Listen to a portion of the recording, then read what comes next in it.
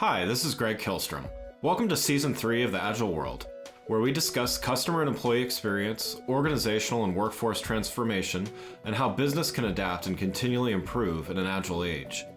The Agile World podcast is brought to you by TEKsystems, an industry leader in full-stack technology services, talent services, and real-world application. For more information, go to teksystems.com. To read more about the topics discussed in this show, you can go to my website at theagile.world and read my latest articles, or get a copy of my latest book, The Agile Workforce, now available on Amazon and other retailers. My name is Greg Kilstrom, and I'm the host of the Agile World podcast. Today we're going to talk about creating meaningful change in organizations. While most leaders say they want their company to be forward-thinking and stay ahead of the competition, when the rubber meets the road, there's often reluctance to embrace the types of ideas and thinking that will actually make change happen. To help me discuss this topic, I'd like to welcome Andrew Deutsch, CEO of Fangled Technology. Andrew, welcome to the show. Hey, thanks for having me on, Greg. I appreciate it. Yeah, absolutely. Looking forward to talking. So let's start talking about how companies can do more than just talk about being open to change and agility in their business. So what's a common scenario when your company is brought in to help an organization, whether that's through digital transformation or some other large change initiative? Is everyone usually on board with massive disruption? Well, it depends on how it's brought forward to the company. Yeah, It's one of those questions that I love because there is no one answer. yeah, yeah. So, it depends on what kind of a business they're in. And I can give you a couple of different examples at the extreme. Yeah, that's great. So I was hired to work with an industrial company that made an industrial product and the purpose of the job was to take them to the next level so that the current ownership could sell. Got it. Now, in that building were people that, as I joke, had never looked over the wall of the building in 40 years since they started working there 40 years ago. And when you would start talking about, things to benefit and change in that business, people would literally hold up like four fingers. And you go, "What's the four fingers?" And they would say, "I only got 4 more years of this. If you think you're going to make any changes and make my life change at all, you're nuts." To the point that there were actually threats of take you behind the building if you try to make my job more difficult. So that's one extreme of it. I have another client that's in the industrial space. Everything that they make is custom. They have a specific product line, but it's an industrial facility. Every order that comes in is completely different than the order before. And everyone in the building is used to every order being different. So their comfort for change is completely opposite to that first example. When I talk to those guys, it's, "Oh, you're going to be able to bring us even more stuff to do. And if we make some changes and we do these kind of things, we can," and the excitement for the change is palpable when you talk to them. Yeah. So, the answer to the question is yes, no, maybe, and yes and no. Yeah. So, I mean, do you think that's like how do you teach a little bit? I mean, there's balance is good, right? So how Mm-hmm. do you teach a little bit of one to the other, in other words? Because maybe even on the extreme end of being open to all kinds of change, you can tend to be a little bit reactive, but like, how do you help organizations kind of balance all of that? Well, at the core of almost every strategy, you have to look at that individual and listen and ask questions to try to figure out how can that change make their life better? What's in it for them? And when you can find that and analyze that, all of a sudden the guy that wants to take you behind the building because he wants to knock you out for wanting to make a change, Right. uh, if my change makes your life easier and not more complicated, would that help you? Right. And those kinds of powerful questions where you really address at the core, it isn't that he doesn't want change. It's that he doesn't want to do anything more than he has to do to finish out his years. Mm. But what if I could make your last 4 years take less effort than all the 40 years before? Yeah. And Yeah. as you start to ask those questions and really understand their needs and what's in it for them, all of a sudden there's a different pattern taking place. Yeah, that makes sense. And so, with along those lines, kind of, so, you're working with someone, let's say your point of contact at an organization, inevitably, they've got other stakeholders and other teams within the organization that they kind of need to sell. I mean, you can only, you can only reach so many people as sometimes being on the outside of an organization. So what advice or, what tools and methods do you give people within organizations to like sell into and kind of help other people see this change, since sometimes that's a step removed from what you're able to do? Yeah, there again, it's a very open question with a huge variety of answers that could Sure. Yeah. come. But going back to what I had said, the understanding what's in it for them. I'll give you another example besides those two. So I was involved with a company in the packaging industry, and one of the things that I was involved with is looking for ways to improve the hand tool products that were being made to meet customer needs. So you have a team of inside sales folks and a team of salespeople out in the field who, once those products were developed, were going to need to be able to promote and sell those products. Yeah. So had I just gone to the manufacturers where we source these and said, we need these changes to be made, make these tools, throw them into the system, no one would have understood it. So at the concept phase of we want to improve our hand tool offering, we brought together people from the sales team, we brought together people from the customer service team, and we brought together people from the inside sales team and Yeah. said, we want your input. If how would you explain this benefit, this feature, these things to the customer, and get them involved and excited about the process, that we were going to come up with something new and exciting for the company, and they were going to have ownership in it because we were asking for their opinion. We wanted them to be part of the process. Yeah. When the tools came to market, because I recognized that my first customer was the people who were going to sell it, they were so excited about the launch that they participated, they had their input, they understood this product line from thought zero. We had no issue whatsoever in getting them to be on board and really promoting it and replacing the old outdated tools. Now, the reason that I was able to do that was because prior to that, we had come up with a new sealing system that was done completely without talking to anyone. Mm. And one day a container showed up full of these connectors, these seals that we made, and no one knew what they were about, didn't know the competitive advantage, didn't know what was in it for the customers. And they sat on the shelf for months while the old style stuff was still being sold. Mm. Yeah. So it sounds like, from a measurement perspective, and again, kind of, I'm asking a lot of broad questions here because I know, the it gets very specific when we're talking about a specific company. But, how do you look at? So you mentioned, there's a few things. One is the concept of, if not time and effort savings, at least a neutral, net neutral effect. You mentioned just then increased sales of new products. Is there is there a way that organizations should look at change initiatives, or does it really just completely depend? So like, should it always be an efficiency and an increased sales, or how do you help organizations think about how they should measure so they know that a change initiative is successful? Well, again, going back to the beginning, anytime that you're going to have a change initiative, whether it's in your marketing system, product, whatever you're doing within the organization, the wider net of people that you can involve in the ideation phase of that, looking at the value of it and making sure that there is value to the organization and making those changes.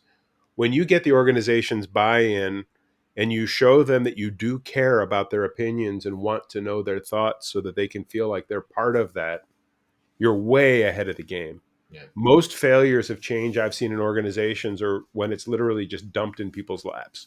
Mm. We had no idea this was coming. We were blindsided by it. We don't know how to react, and you go nowhere with it. And in the old days of the crappy CEO who says it's because I'm in charge and I say it goes, Right. that's when change becomes a nightmare. Got it. So is to me, it sounds like change is, it's part of the culture. Then when it's successful, change is kind of part of the culture. I mean, it's not only is the concept of change, shopped around to the individuals and stuff like that, but it's more of a cultural thing. Do you agree with that? It is a cultural thing. See, the problem with I hear it all the time. Like, for example, people say, "Oh, I hate being sold," Yeah. and I, well, wait a minute. What you're really saying is you hate being pressured, you hate being conned, misinformed, all of those things that people dislike when they go to buy a used car at the filthy lot at the corner. People actually love to be sold because they being sold means that somebody has found a way to solve your problems, and people are willing to pay for that. Yeah. So I say that sales uh, is like romance. It's if both parties aren't enjoying it, somebody's not doing it right. Right. So Right. it's the same. It's the same with change. If if change for the sake of change is happening, and you really don't know how it's going to be better, and what it's actually going to mean for you and your job and your future, it's scary. But Yeah. if somebody really shares with you the benefit and involves you in the process of making it benefit, nobody hates change. I mean, if for example you had tinnitus and there's a buzz in your ear that never stops, and I propose to you a change where a doctor can do something to make that buzz end, you're going to love it Yeah. because I'm I'm benefiting your life. Yeah. Um, so it's the word change scares people, but if instead you're talking about change, you're talking about let's make some improvements together, it all of a sudden has different meaning. Yeah. No, that makes sense. Let's switch gears a little bit and talk about the client consultant relationship a little bit. When you and I were prepping for this show, we talked a little bit here, and um, I've run into this myself as well. Is like you get a new client and kind of understand their past relationship with an agency or something like that, and they almost describe like a parasitic relationship Yep. where the marketing agency is just really there to I'm sure there's good intention somewhere and everything, but the dynamic is just such that they end up not working in the best interest of the client. How do you approach things differently with your customers? Yeah, you bring up a really important point about how we call ourselves a consultancy. Our Some of our clients call us the agency alternative, Yeah. and I've even had people joke and say you're the anti-agency, which we're not.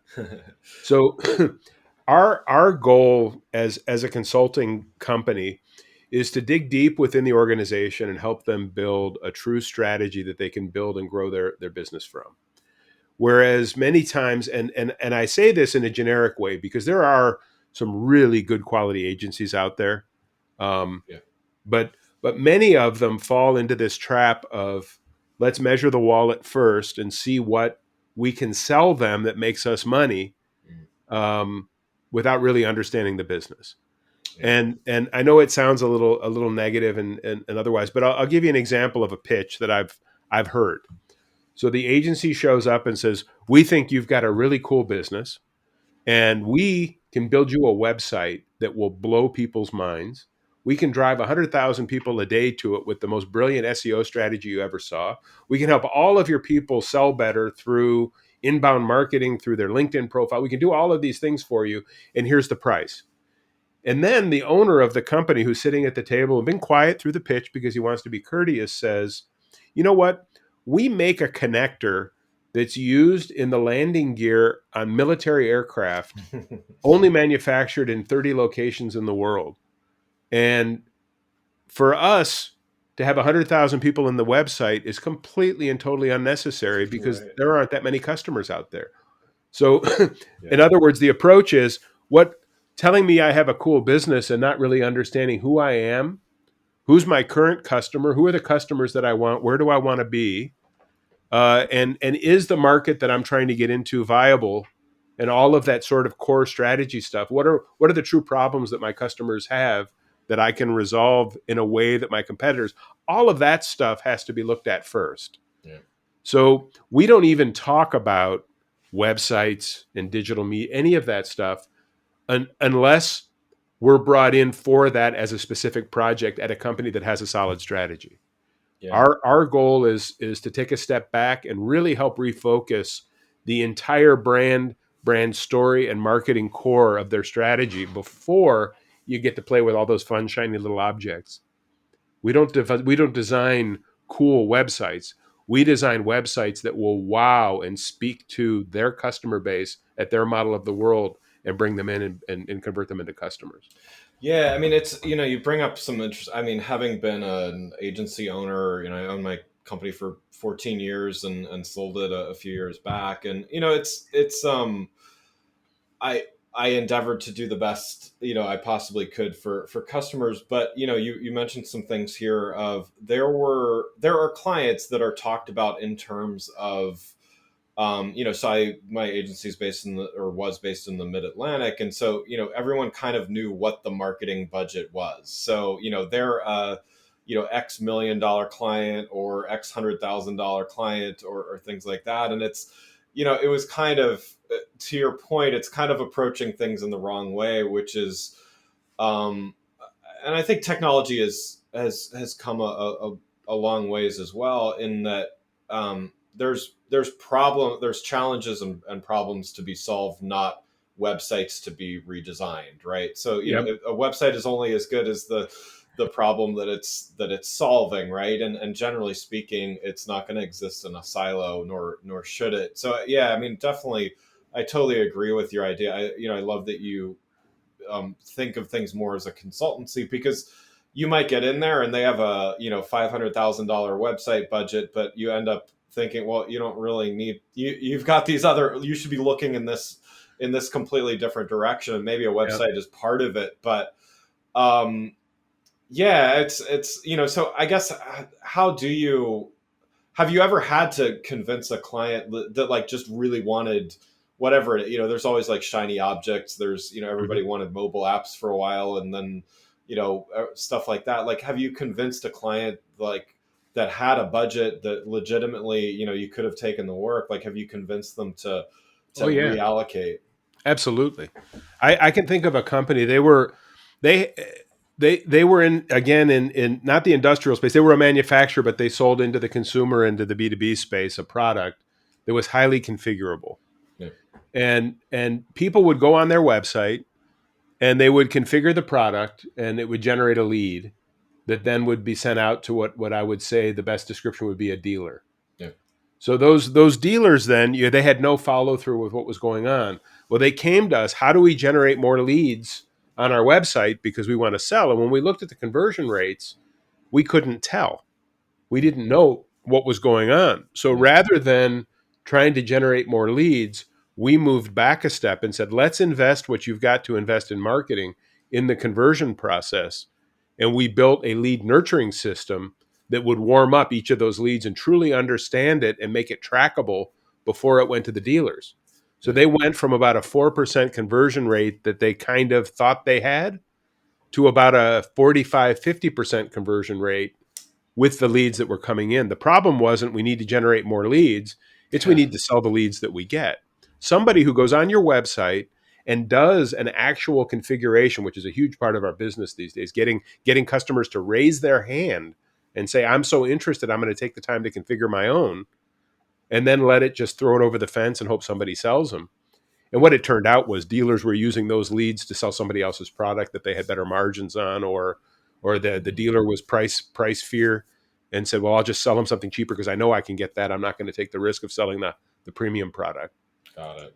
You know, Yeah, so it's happened lots of times. The problem is usually we're too late. We have a client now that we've been working with for the last 6 months.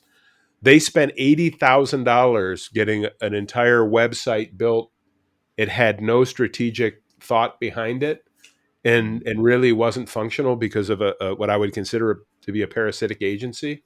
yeah, Um, and at the end of the day, they didn't need a website beyond sort of a branding statement for their company because of the way that their business functions. A powerful website really wasn't proper for their strategy, and we've done other things for them that have been beneficial. yeah, So yeah, it's every time it varies, and yeah, each project is its own unique sort of environment that has to be explored. so that you can get them the best strategic plan to then go to the best tactical operation to bring it to life. Yeah. Well, so I think there's a lot of the onus falls on the agencies, let's say, or agencies, consultancies to be more strategic on their side, and um, I guess less opportunistic. Let's say when a client thinks they know what they need, but Yeah. doesn't necessarily. But what about on the client side? Like, what advice would you have for, because it's great, a great client is, that can be an amazing relationship and generate amazing results. What advice would you have for clients to kind of rethink some of their assumptions about what they need to hire and when they need to hire and stuff like that?